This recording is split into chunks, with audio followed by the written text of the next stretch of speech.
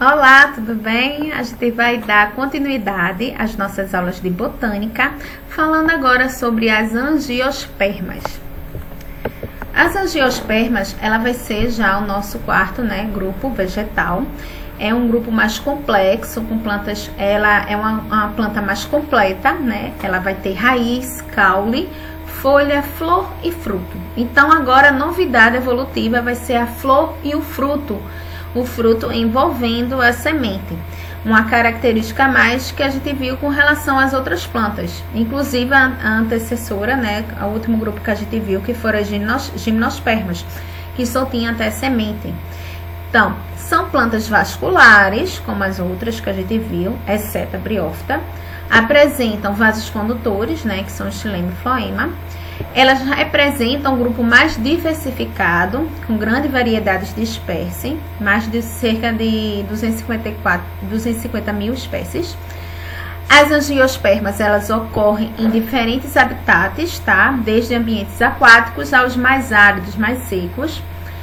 Os frutos, eles são formados a partir do desenvolvimento, da flor, do ovário da flor, que é o órgão reprodutor, através do processo de fecundação.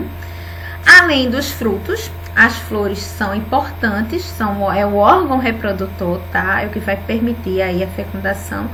E há grande variedade de angiospermas, certo? Os grupos das angiospermas, a gente classifica, Como monocotiledôneas e eudocotiledôneas.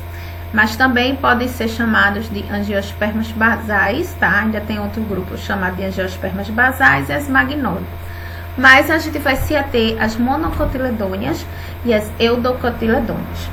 Então, essa classificação, ela vai se basear nessas folhinhas que tem aqui na imagem, que a gente chama, dos cotilédones.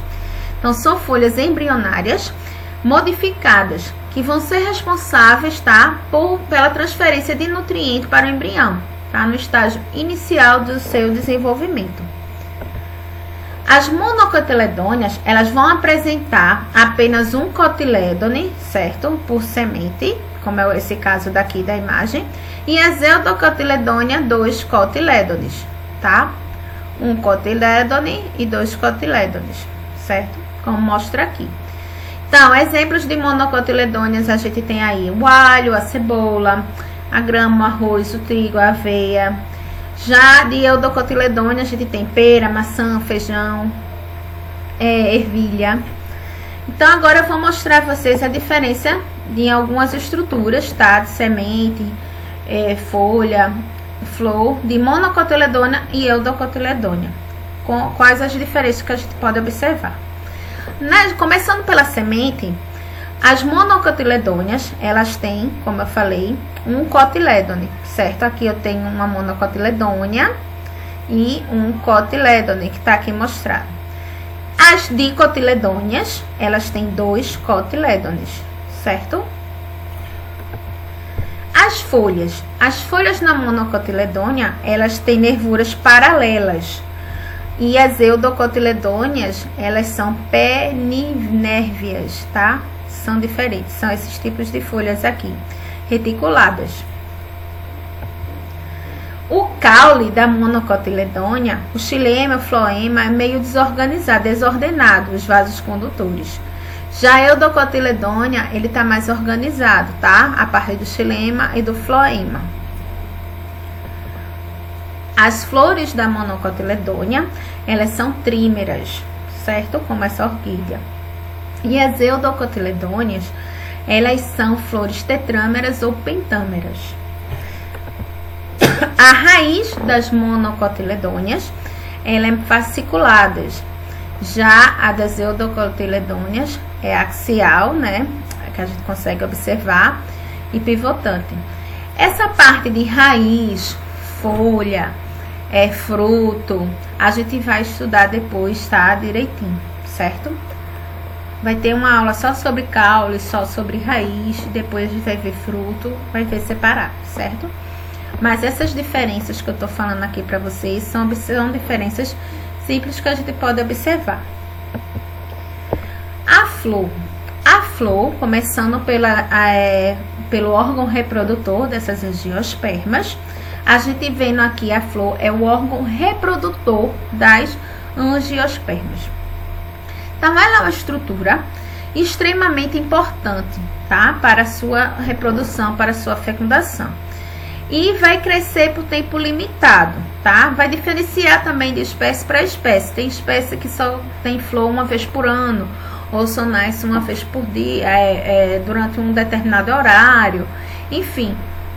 Ou passa meses, até muito mais tempo que um ano para poder nascer. Por isso que a gente vai ter casos aí de angiosperma que a gente nem vai chegar a ver a flor. E já tem outras que que são visíveis, né, durante uma boa parte do ano. Então, ela é uma flor. A flor é considerada a estrutura reprodutiva da planta. E ela tem essas partes aqui, tá?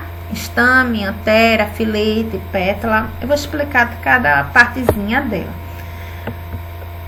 Os apêndices estéreis, né, que a planta tem, ela é formada por parte estéril e parte reprodutiva, tá, fértil? Então, os estéreis são o que vai causar a atração, tá, dos agentes polinizadores e vai proteger também o óvulo.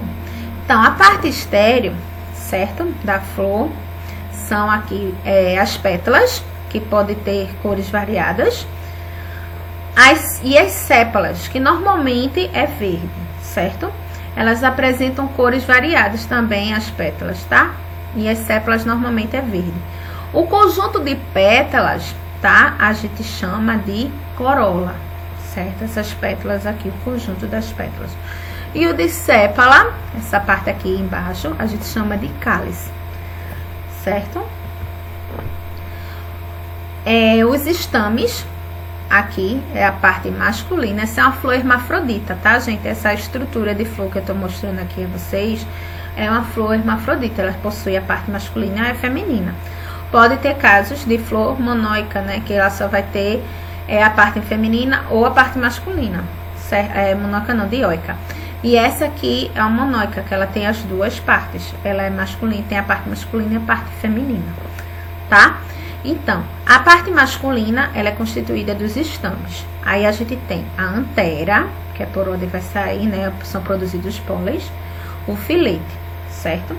Esse conjunto aqui da parte masculina, a gente chama, conjunto de estames, tá? A gente chama de androceu. Já a parte feminina, que é a parte fértil, né? A parte reprodutora, ela é formada pelo, a gente chama de carpelo, tá? Então, ela é formada pelo estigma, onde o pólen vai se encontrar, tá?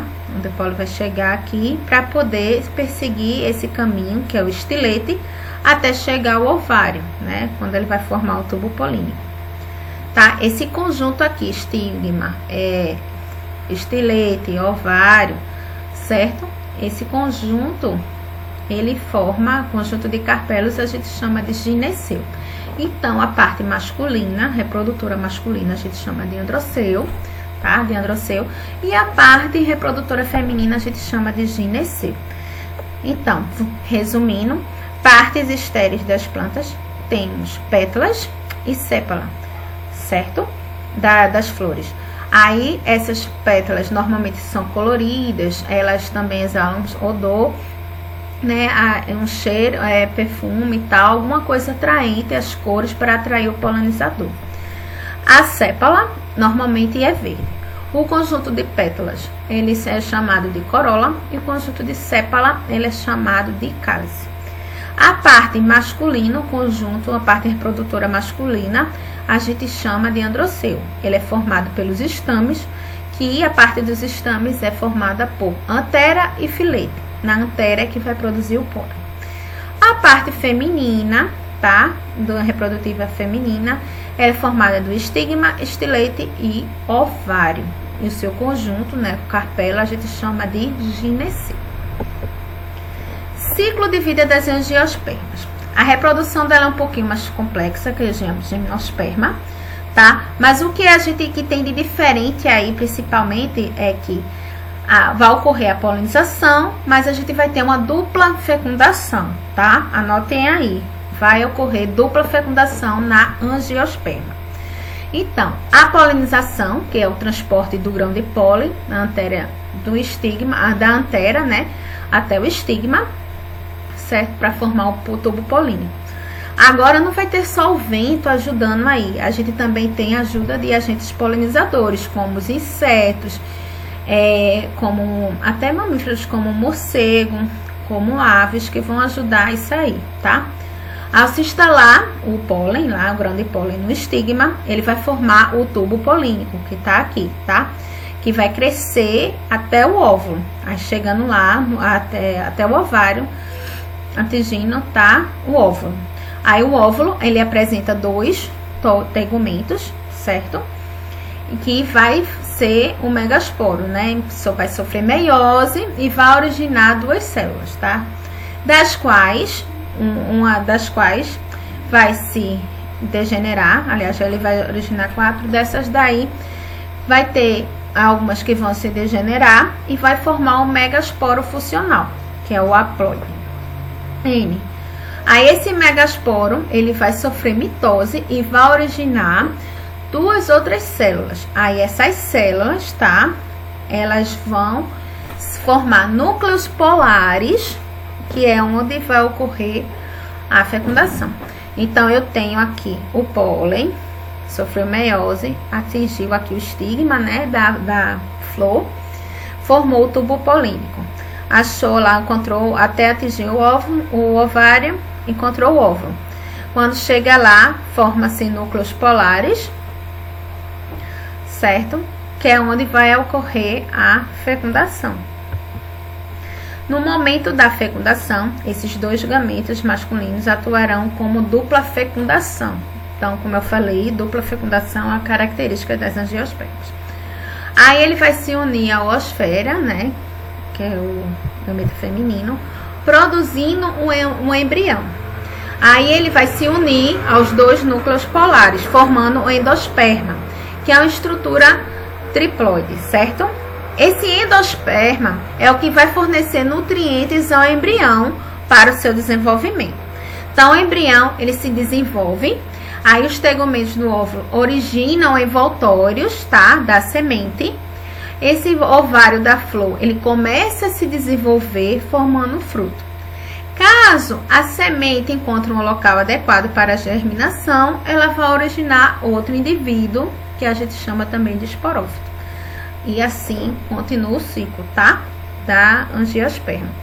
Aqui eu tenho a plantinha, tenho a flor, após aqui a fecundação, tubo polínico, surgimento dos núcleos, tá? Núcleos haploides. Esses daqui alguns vão se dissolver, vai só dar origem a um núcleo polar que sofre mitose.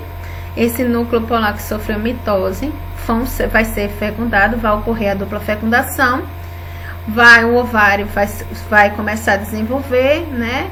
Vai formar os nutrientes aqui, formando a semente e o fruto que vai envolver. Aí, a semente ao cair, germinar, vai formar uma outra plantinha, o esporófito. Aqui tá o ciclo de vida também para vocês, tá? A antera, que tem os grãos de pólen, o gametófito, o zigoto, a formação da semente, o embrião formando a nova planta. Bom, gente, eu espero que vocês tenham entendido essa parte aqui introdutória das angiospermas, porque introdutória a gente ainda vai falar muito mais de angiospermas, tá? Eu falei aqui das características gerais e da classificação, né, da diferença entre monocotiledônia e eudocotiledônia, tá? Que se diferencia em algumas coisas, como semente, né, que só vai ter um cotiledônio e monocotiledônia, ou 2 quando for dicotiledônia, o tipo da folha, tipo da flor, e vimos também a estrutura da flor e como ocorre a reprodução. Mas nas próximas aulas a gente vai ver os tipos de frutos, vamos ver também caules, raízes, toda uma estrutura morfológica da angiospermas, certo? Então, aguardo vocês nas próximas aulas. Bons estudos, façam seus resumos e qualquer dúvida, só é falar comigo aí, vocês têm meu contato, tá bom? Tchau, tchau, gente. Até mais.